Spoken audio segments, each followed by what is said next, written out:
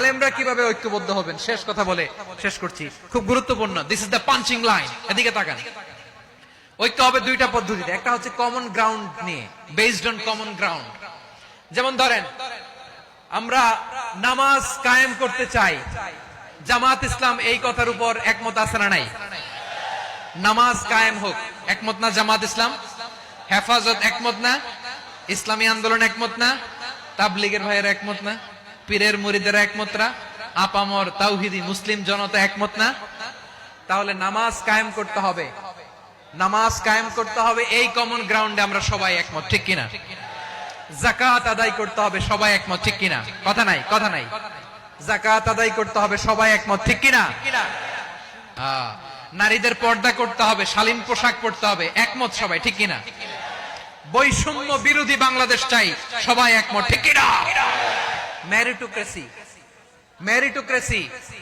আর কোন মামা চাচার ফোনে পদ দিলে হবে না, মেধার ভিত্তিতে সবগুলো পদ ঠিক করতে হবে, চিল্লায় বলো ঠিক কিনা?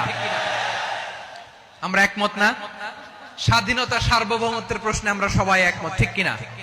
আমার নবীরে গালি দিলে রাষ্ট্রীয়ভাবে সর্বোচ্চ শাস্তি তার নিশ্চিত করতে হবে, ঠিক কিনা?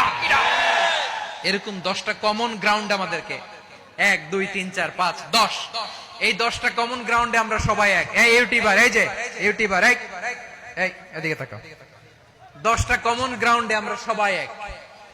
এই 10টা কমন গ্রাউন্ডকে সামনে রেখে বিশাল জনসমাবেশ করেন সোহরাওয়ার্দীর ময়দানে, সবাই আসেন।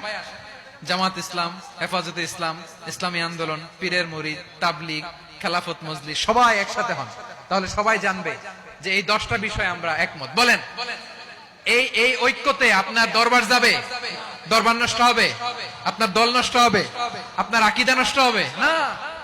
আমার মাথার তাজ সম্মানিত উলামায়ে একরাম, এই 10টা কমন গ্রাউন্ডে যদি এক হন, আপনার আকীদা নষ্ট হবে? আপনার আকীদা আপনার, আমার আকীদা আমার, আপনার দল আপনার, আমার দল আমার, আপনার পলিসি আপনার, আমার পলিসি আমার, কারো কিছু নষ্ট হবে না। কিন্তু যে বিষয়ে আমরা সবাই একমত, এরকম 10টা মৌলিক পয়েন্টে আমরা একমত হতে চাই কি চাই না? একমত হন।